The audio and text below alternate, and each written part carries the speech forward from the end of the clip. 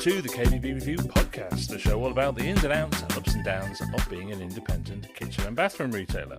I'm Andy Davis, the editor of KBB Review, and this is another in our very special bonus series of interviews marking our milestone 500th issue. We published our first issue way back in 1984, and since then we've brought retailers the latest news, big interviews, unwavering opinions, valuable advice, deep analysis and product insights. And this longevity is not by accident. We are as buffeted by the uncertain and unpredictable market as much as anyone, and our heritage is built as much on resilience as it is by quality. And this is what we want to explore in this series. We're talking to some of the industry's leading suppliers and brands about their resilience, their history, continuity and investments in the future. So in this episode, we're meeting Julie McLean, the marketing director of one of the most historic and well-known brands in the bathroom industry, Hansgrohe. And as we shall hear, it is celebrating its own incredible milestone. Welcome to the show, Julie. How are you today?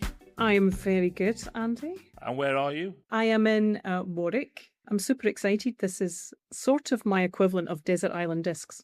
And you know what? I'm nearly as successful as Desert Island Discs on my podcast. I'm only a few million short, but I'm not going to focus on that. So let's start. Everyone knows Hansgrohe, obviously they do. But as this series marks our 500th issue, as I said, I think Hansgrohe can just ever so slightly beat us in terms of longevity, can't you? Just a little bit, yes. In fact, for us, 125-year anniversary this year. In fact, as I speak to you today, we've got our celebrations, the whole UK team getting together tomorrow to celebrate 125 years. Not time to rest on our laurels, but certainly we've seen a great deal and I think had an impact on the industry. Absolutely. And let's just stress that you have not been there for 125 years. It's not your anniversary. No. Let's be very, very clear on that. I imagine there's very few people who were there at the beginning that are still with us. I'm just guessing. We do have some long service, but you'd be right. No one's managed the 125 years. Let's look at context a bit, because I think to talk about how we've got here, we need to sort of talk about where here is. So what's your current interpretation of how the market is, the wider market, and for Hansgrohe as well? It's been difficult for a long time. Where are you seeing the chinks of light, the lights at the end of the tunnel, the opportunities? Where are you seeing them? I perhaps might share with you a little bit of insight from a Hansgrohe management meeting etiquette that we have. One of the things is that we all decide that we're not going to talk about the market for too long. It's one of those principles of control the controllables. But that said, I wouldn't be able to deny that the market has certainly been up and down. It's been more challenging over the past few years. And I think consumers, rightly so, are spending more time thinking about where they're investing. I hear a lot about consumers sitting on a lot of savings. But there are chinks of light in that. I think that at the same time, they are looking for quality. They're looking to make investments that add value and that last. And that brings about opportunities for those complete bathroom renovations. I think the other area, it's a bit of a pet project for me. My other area of chink of light, and I know there'll be people listening to this saying, oh, lots of people have said this over the years, but water saving, water technology, sustainability topic, I think is coming, and there will be lots of opportunities to educate consumers on how they can save more water and more energy. It's perhaps not come at the pace that we all might have thought, but given our water scarcity situation, it's an inevitable. So I think that still will offer an opportunity, and I think those that get ahead on that topic, I have a feeling that when it happens, it'll happen quite quickly. Yeah, when the starting gun fires, it's who's best prepared for it. I think you're absolutely right. Okay, let's obviously at Hansgrohe 125 years. And in those 125 years, the market has moved and changed. There's been wars, there's been COVID, there's been Brexits, there's been financial crashes. I mean, literally your company has been through every possible permutation that there's been. What do you think the secret to the resilience of that has been? Because, I mean, you hit on it slightly there about control the controllables. Hansgrohe has always struck me, and you tell me if I'm wrong or not, as a company that just knows what it does it really, really well, and doesn't really let itself get too influenced by what's happening outside of it, in the most positive way, I mean. Yeah, and I think and that's challenging. Again, as we said, particularly in the last 5 years. I mean, I think we all know that change is about the only inevitability. That's going to happen. And we have learnt some valuable lessons over the last few years. But I think that you've got to move on from simply reacting. We're a business that spends a lot of time thinking much longer term. Day in the life of me would be, I'd be spending a lot of time talking about 28, 29, 30, not a huge amount of time talking about 2026. So we have to think about where the trends, consumer demands are going to move. And a lot of these are bigger strategic investments, but planning.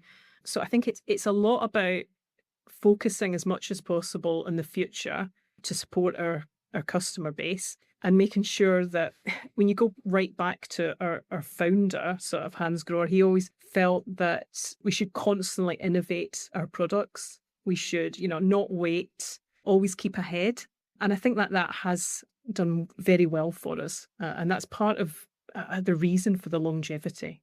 Companies that can lean on their heritage in the most positive possible way, but not rely on it, is part of the secret. I think Hansgrohe is an excellent example of that. That you do always move forward in terms of product development, but that product development is always done in a very Hansgrohe way. And I think the marrying of those two things, and it's a really difficult trick to pull off. And I think Hansgrohe has always done that very well. Heritage is part of reputation building, but it only lasts you so long if you've got rubbish products. Yeah. The heritage part for me is something that, as you say, you can't rely on it in day-to-day business and day-to-day situations. That's not what's going to get you over the line on its own. But it's there in a way to inspire all the people that have gone before us, all the innovation. We're almost the next part of that. I think you're right in terms of how you've set it. But, you mentioned at the beginning economic times when they can be more challenging. And I think that's where it takes the real resilience to think, I don't want to get dragged into today and tomorrow and what else can I do? Because then tomorrow and the future years will be behind. So I think that we have to have a lot of rigor about that. What we are launching this year, the activities that we are doing this year, we'd have been talking about 2023, 2024. We just have to keep that mindset. And I think that's part of the stability and being so long lasting. What heritage also makes you do, I suspect, is, as you say, look further into the future than you probably would do if you didn't have those years behind you. And when crises do happen, you can see past them and know that you've had all the experience and the crisis will pass and you've still got to maintain the position you're in. And I think that's through COVID in particular, when there was lots of supply chain issues. Some people panicked and some people kept a very steady head. And I think what you need to pivot, you need to adapt a little bit. I mean, there's certainly areas that have become much more important in troubling times. Things like from a forecasting perspective, they take an extra weight. You have to sort of double down on that, spend more time. We have a full UK sales team who will be out and about visiting showrooms daily, and we can get insights from them on trends, etc., and feed that back in. So that's also very helpful. I think probably the other area, if I look what you kind of learn over the last few years, is that transparency in terms of communication has really elevated as well. I haven't met a customer yet who doesn't understand that there can be challenges, but I think what they want is clear, honest, timely communication. And that's something I don't think the job's ever done on that area. And there's also lots of technologies that are helping improve that. But I think that's also another area coupled with the product development that is also really important and critical. Now, you're just one part of a supply chain. So there are people above you in the chain and people below you in the chain. For the people above you, your suppliers, how much do you look for resilience and reliability in them? You need them to mirror Hansgrohe's qualities in order to maintain your quality. So how much of a factor is that in you choosing your suppliers? I would say that's a huge factor. When you've been around for 125 years, the brand equity that we've built, the brand reputation that we've built, from a customer perspective, they're not really that interested and shouldn't be that interested in anything behind the Hansgrohe brand. So what that means is that we have to do the due diligence, we have to do all the checks, all the balances to make sure that they are on par with what we would expect. So yeah, absolutely. I think that, and from a marketing perspective, I probably feel even stronger about that topic, in that everything that we do, and it would even come down to other partners when we were involved in events or anything that we do, any sort of partnerships or any sort of affiliation. Perhaps that's part of this 125 years, you saw this heritage piece. It does bring some responsibility and making sure that we're only enhancing the reputation. Nothing enhances that reputation more, Julie, than in the same issue that this is going in, we are announcing the winner of the Pets in Showrooms, of which you are our partner for. This may be the most talked about column that we are involved with. Yes. We have had thousands of votes. Thousands. I'm really genuinely not kidding you. We have had thousands. I wish we got thousands of votes for other things that we do. It does make me smile, I have to say. So it's great to see all the different entries. Yeah. Okay, so look, that's the chain above you. But what about the retailers and the showrooms that you supply? How much do you think Hansgrohe's reputation, resilience is a factor in why they choose you to display and to sell? Retailers, in my experience, their reputation is everything. And I think they want brands that enhance that reputation. I think that's a big part of why people choose Hansgrohe. But what do you think? I think retailers need consistency. They need differentiation. And I think that is one of the reasons that we're a partner that they would look to choose. I think, as I said, it's about us providing the quality aspect. It's about us giving the communication. And I do feel that this whole differentiation, constantly looking at the product roadmap, coming up with new innovations, also for them is a big reason why they work with us. The insights that we get from retailers are really important. We get excellent consumer feedback. We've even had design feedback, performance feedback. So yeah, it's a partnership. And I know people, they use that phrase, oh, we're in a partnership, but I think the sort of retailer Hansgrohe partnership and how we work with customers is absolutely fundamental. If retailers succeed, we succeed. One of the things I've seen a lot with suppliers since COVID is a kind of redress of the balance between efficiency and resilience. So pre-COVID, the technology allows a just-in-time supply model. But I think a lot of people were caught out through COVID because the supply ended and nobody really had a lot of stock. There was no buffer in place. How do you think Hansgrohe balances that need for efficiency as margins are under pressure? Efficiency is what drives that through technology. But you also need to be able to make sure that you can supply everybody when they want it. And that's a big part of what your brand is all about. So do you think that balance is important when it comes to how people view your reliability? Yeah, I mean, and probably this is the balancing act. This is the sort of sweet spot, isn't it? I mean, efficiency and flexibility aren't opposites, and they should be able to work together. And that's probably where the efficient manufacturing, efficient logistics, you need to build them so that they can respond quicker in terms of when demand changes. And this is where, as I mentioned earlier, in terms of us investing a huge amount in terms of our forecasting across what is quite a large product portfolio is critical. And this is where you've sort of got the combination, I guess, of the global manufacturing expertise, but we are so linked into the local customer realities. A fairly large team here in the UK. And yeah, it's important that we're listening, learning, adapting. But you're right. I think that's super important to get that balance correct. Well, look, Julie, it's so interesting to talk to Hansgrohe for this subject because I think you are the absolute indicative of what this is all about. I mean, 125 years, fair play. I mean, well done to you for getting that far. I'm not sure I'll be here for the next 125 years. Technology is moving on all the time, Julie. Never say never. You'll be sitting there as an algorithm.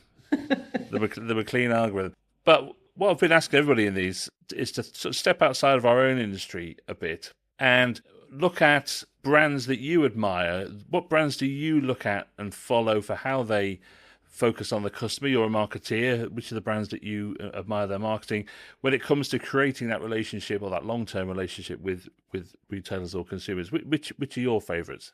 Personally, a brand that I look at and admire, and it's quite interesting how they've done it, because maybe there is some parallels. So someone like Marks and Spencer's, a heritage brand, I guess most people in the country would know Marks and Spencer's and have a view on them. And they're in some really competitive categories in terms of clothing and food. But for me, they stand for quality, but it feels that they're constantly evolving slightly.